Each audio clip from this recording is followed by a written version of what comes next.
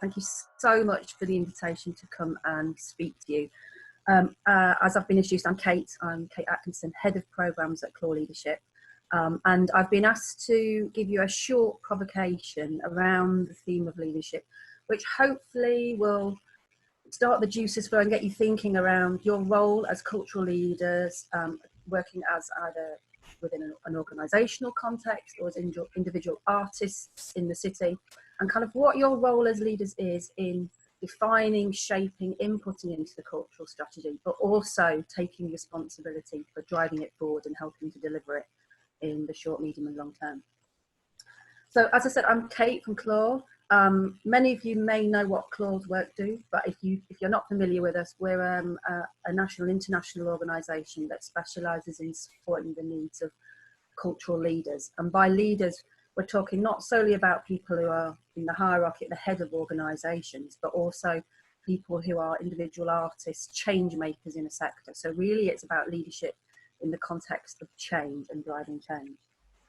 So when I was asked to prepare this publication, it really struck me just what an apt time it is to be really thinking about cultural strategy.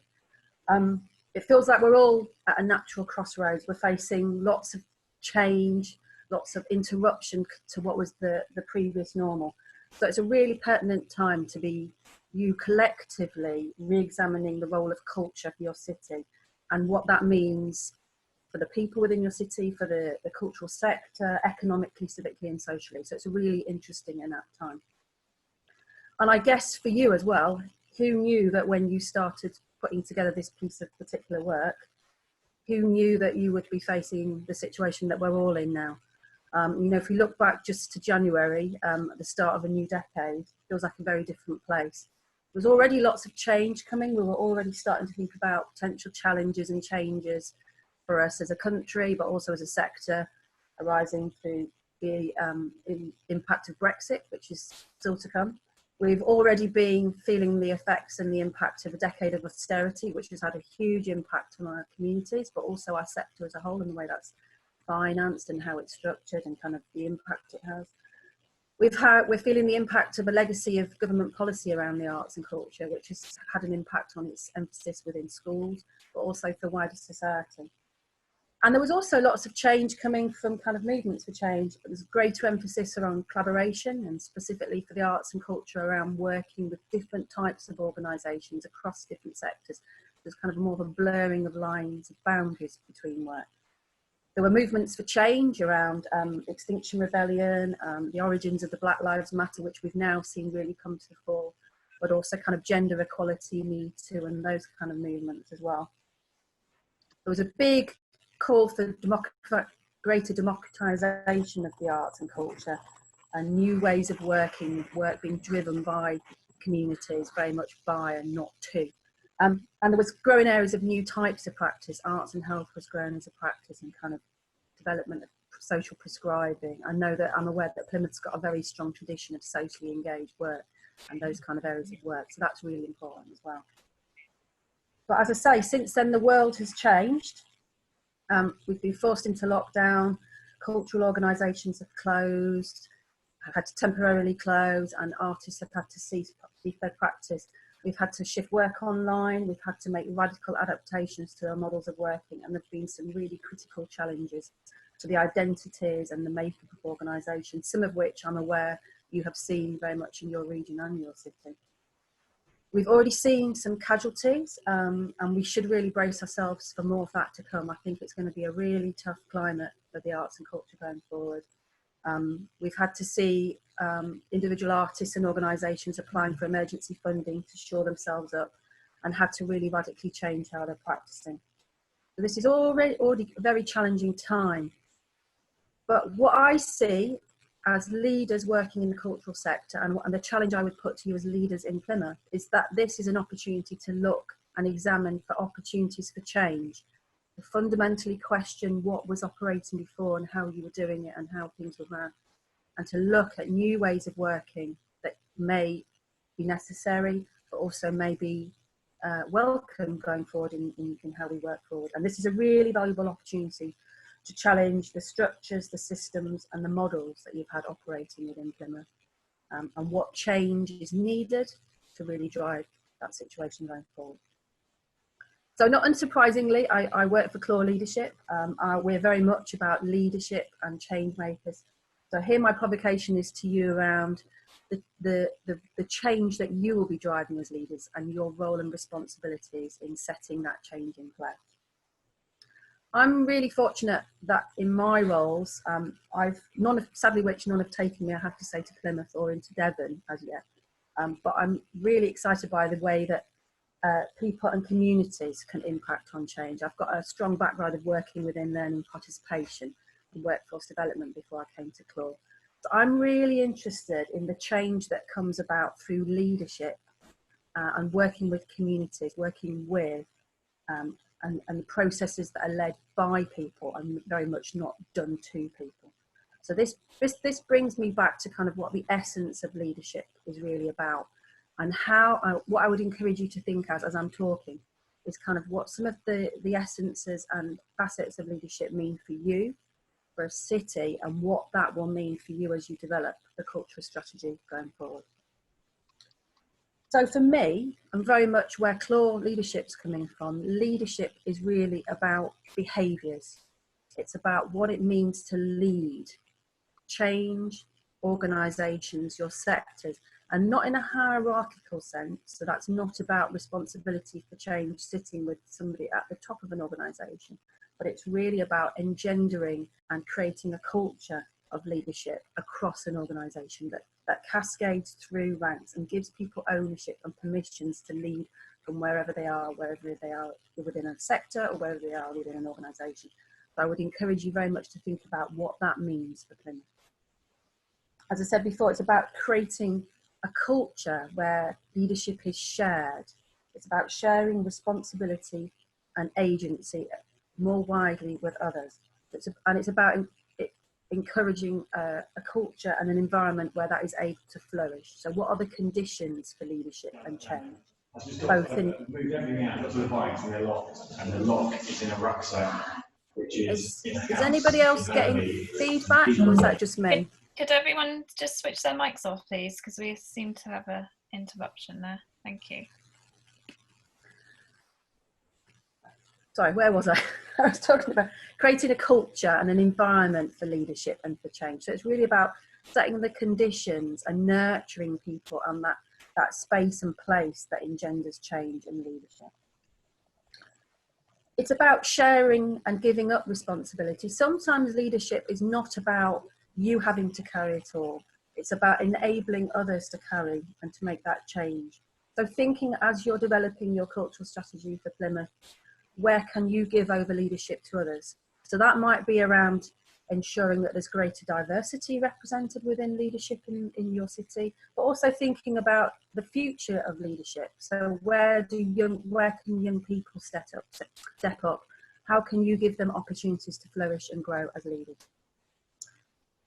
And with responsibility comes voice as well for leadership. So thinking about where within your strategy you need to drive and step up and have a voice to make that change, but also where you need to give voice to others, and at what point you need to be silent in enabling other people to take up the mantle of leadership in your region as well.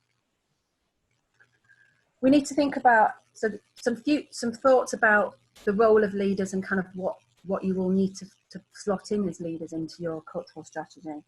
The role of culture and the way in which it is digested, it is created, is very much changing. Thinking about artists as leaders, who or what is the artist? Who or what is the artist or creative in the evolving landscape? And how can the artist stay relevant when their jobs are being dismantled, dispersed, or fundamentally challenged? The cultural infrastructure is challenged and unsettled. Thinking about increased competition between the sector, how can you use that competition to work more collaboratively? How can you look at the sum of the parts and recognise the talent that you have within your city and the different facets of leadership and work together? And what will the financial models that you will be operating within beyond COVID look like? What are the new models of working? And what does that mean for how you will need to operate as leaders? and how you will be sustaining and generating income within the city.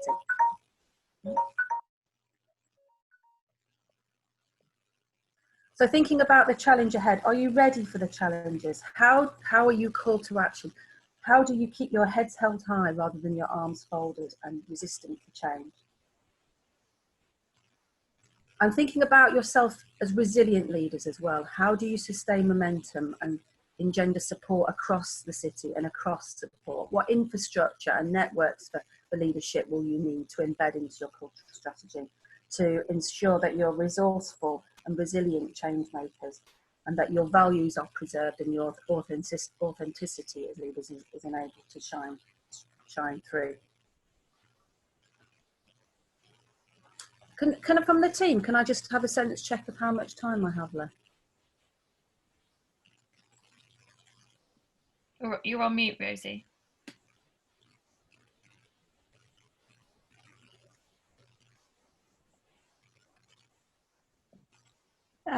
Kate, you're virtually out of time, so I'm virtually out of time. Okay, my provocation questions to you then are: what leadership behaviours do you think are necessary as part of a new cultural strategy for Plymouth? What are the current strengths of the cultural leadership in Plymouth, and what do you see as the leadership challenges? And what can you bring to the table as part of the cultural strategy for Plymouth? What can and should be your role as cultural leaders in shaping Plymouth's future and driving effective change in Plymouth?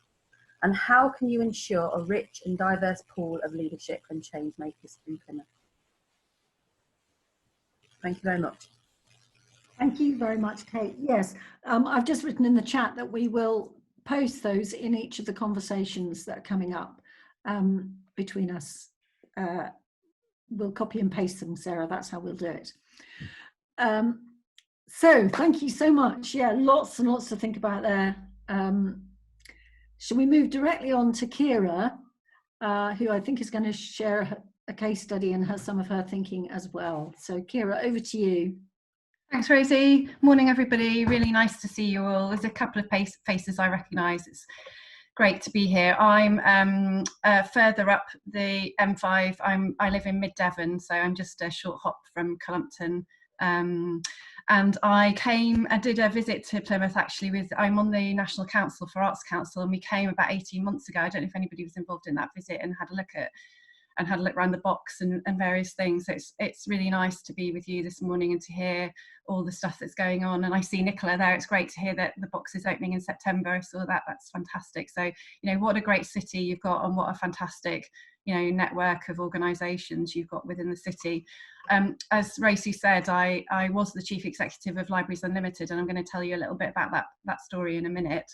But I'm also an independent coach and consultant, but I also work at the University of Exeter Business School, leading on external engagement for the Centre for Leadership. But I have also been doing an automation fellowship that's involved the University of Plymouth. So I've been looking at automation and the needs of leaders, and whether or not leaders of arts organisations and civic organisations really understand the potential for automation within their organisations. The quick answer to that one is no, they don't understand it. So I'm beginning to look at what we could do to help leaders think about automation. Anyway, so my professional background though is in libraries, and I've spent 25 years until last year really, when I made quite a big career change, working in the library sector, and spent over 10 years leading the library service in Devon through a huge amount of change and transformation, which was predominantly driven by austerity and huge reductions in funding for local authority services, including libraries, that ultimately led us to spinning out of the local authority and setting up Libraries Unlimited as a public service mutual, similar to the Arts Development Company, actually, owned by members of staff and by our local communities, and run in a very much more entrepreneurial and commercial way actually than being within a local authority. And it both toughened me and strangely softened me as a leader, I think, and sort of changed me as a person, that period of 10 years, being the person to lead those 350, 400 staff through a huge amount of change. And the reason that I really wanted to give you a little bit of insight into that is that although, of course, the context now with COVID is so different, I do think that that experience of having taken an organisation through very, very difficult change, but to connect back to the mission, the purpose of libraries at a very fundamental level, has some resonance, hopefully, with what you are dealing with within your own organisations and within your city. And I think at the moment I've been doing some work at the university, just bringing together chief execs from organisations across the Southwest, and that chance to just pause and reflect and share our leadership experiences at this time just feels really powerful. Everybody I've talked to just wants to share what it's like for them at the moment, so hopefully we'll be able to do some of that. Anyway, what I'm going to try and aim to do is give you 10 years of experience in about 5 minutes. So just bear with me, but just to give you a kind of sense of what the leadership journey was like. So 10 years ago, 50 libraries in Devon, a very traditional service, politicians keen, as they always are, to keep libraries open, but wanting to see significant budget reductions. So soon after my arrival, 2010, asked to find £3 million worth of cuts to the library service, which we did, with all of the usual things, took out middle managers, reduced the investment in books, reduced opening hours, the whole lot, reduced £3 million. But we did use that as a stimulus, really, to look at the changing needs of our local communities, but also the changing role of libraries. And it did begin a process for us of innovation and change that wouldn't have happened, I don't think, had we not had such significant reductions. We began to kind of build our reputation and connect nationally and internationally, and soon, within a couple of years, had built a reputation as a very credible, innovative library service, not really what somebody expected from a kind of sleepy, rural Devon kind of outpost. But crucially, we began to understand issues around loneliness within local communities, health and well-being, with public health coming into the local authority, young people's aspirations, creative literacy, business development, all of the things that actually libraries could play a really significant role in that we'd never thought of before, and nor had the local authority, frankly. By 2014, having found £3 million worth of savings, unfortunately, we made it look too easy. So it's one of my lessons, actually, never make it look that, you know, making big savings looks easy, because they'll always come back and ask you for more. And we were asked for another £2 million worth of savings. And really, to cut a very long story short, actually finding £2 million worth of savings when you've already cut £3 million and you want to keep 50 libraries open is a tall order and a half. And it caused us to look at various different options. And, you know, I learned more about business cases and business plans during that period, and options appraisal, the whole lot. And eventually, with some, I have to say, some very enlightened politicians within Devon County Council, we were able, because we were trusted, because we demonstrated that we'd been able to do it, we were able to build a case for spinning out of the local authority, establishing ourselves as a separate, independent charity, public service mutual, with the financial benefits that we could save business rates, which, when you have 50 buildings across rural Devon, is actually quite a significant amount of money. It's nearly £500,000 annually. But also to give us the freedom to innovate, to generate income, and just to be freer to respond to local needs and promote ourselves better as a library service. That led ultimately then to the establishment of Libraries Unlimited, and we went live in April 2016. It was an enormous undertaking, cheapy transfer of 350 people, and pensions, all of the rest that I'm sure Sarah knows all about. Responsibility for 50 buildings, some in great condition, some in really poor condition, and a turnover of about £7 million. We had to set up our new systems, HR, comms, marketing, finance, the whole lot, bearing in mind we're all librarians, you know, never done this before, you know, setting up a startup from scratch.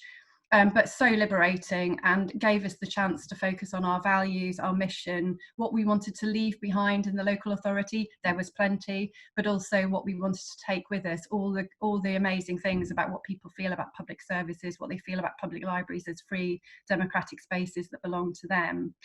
Have to say, the process of spinning out turned out to be the easy bit.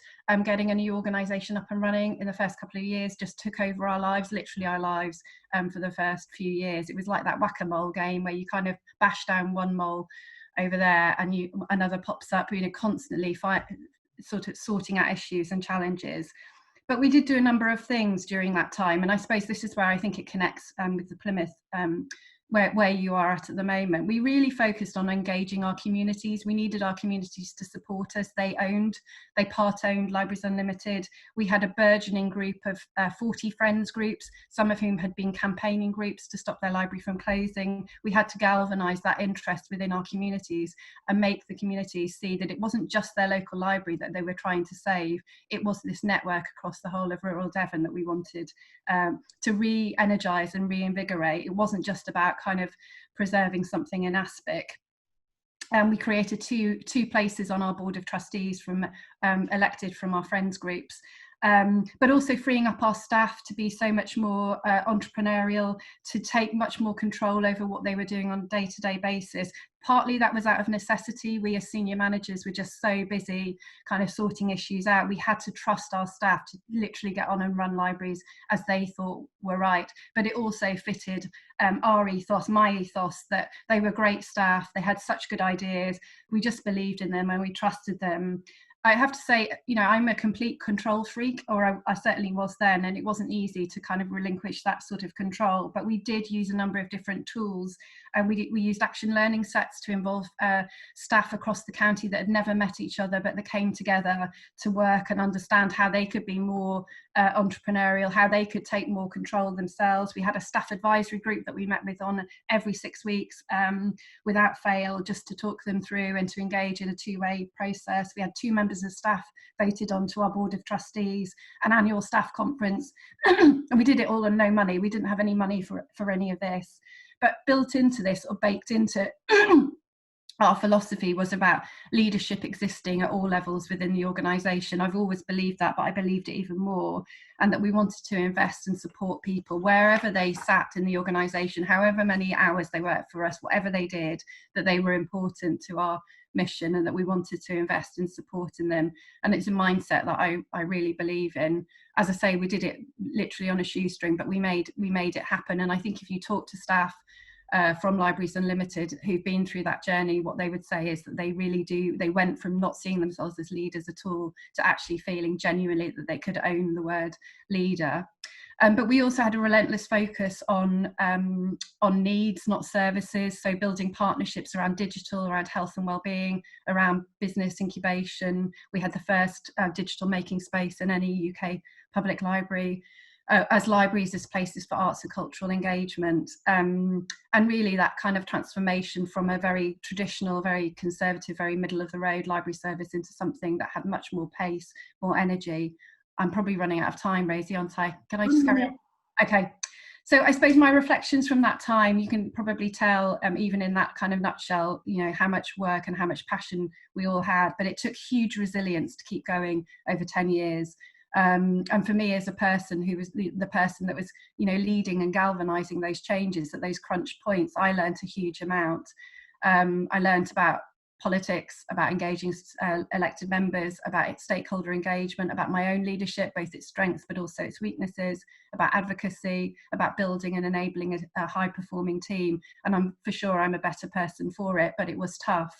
Sometimes having to make people redundant, sometimes having a small but very vocal group of people who really hated what we were doing and just wanted to tell everybody how awful we were, to hold in balance communities who just wanted to see their libraries stay the same whilst others wanted to see a much more modern reinvention of what libraries do, and to work with a local authority that had never done anything like this before. They'd done traditional outsourcing, they'd never done anything like this, and ultimately how we moved from having a relationship with the local authority that was very parent-child to moving to a relationship that was very much about adult to adult. But the end result was something that, you know, had very strong leadership, that we kept all of those 50 libraries open. We managed to reduce the budget by over 50%, and we brought on Torbay libraries, so moved from having 50 libraries to 54, and built that reputation nationally, internationally. So my summary, I suppose, is that the combination, thinking about where you are now, where we all are, but a combination, I think, of COVID, Black Lives Matter, the needs that are already in Plymouth and have been exacerbated and amplified now, the strengths that you have as a fantastic city with a rich heritage and a growing sense of yourselves as cultural leaders. I think you've already laid some incredibly strong foundations for your cultural strategy, but now's the moment, I think, to make an even bigger leap as leaders, perhaps a bit as we did with Libraries Unlimited, that leap of faith, that bravery that Rosie talked about earlier, a leap beyond your own organisations and into something new, something that may not be fully formed yet, but it's rooted in that shared commitment to responding to your communities and leading your teams. So I hope my sort of slightly meandering story about something very specific in Devon about Libraries Unlimited has some resonance with where you are now. My provocation questions are not dissimilar from Kate's, but perhaps coming from a slightly different lens. So my questions are, how will you take those strong foundations, as we did in 2014, and turn the cultural strategy into something that's really transformational for Plymouth and for your communities? How will you support and nurture the leadership that I'm sure has been unleashed within your organisations and your communities over the past 5 months? Leadership from places that you've probably never expected to see it. How are you as leaders going to nurture that leadership, but also nurture your own leadership and your own personal resilience over these coming months when things are going to be really, really tough? And how will you make sure as a group of cultural leaders that you focus relentlessly on the changing needs of your local community so that arts and culture can be right at the heart of what communities will need in this period ahead? So sorry, Rosie, that's slightly over, but it's fine. Thank you so much. That was really inspiring. I heard so many, there was a lot of resonance for me and the Arts Development Company because of a similar journey with much smaller staff, but I recognize a lot of the stuff, and it takes a long time and it's hard, and it's also very rewarding ultimately, mostly. So I'm loving the notion of adult, the relationship that we have as equals, and how we have that with our communities as well.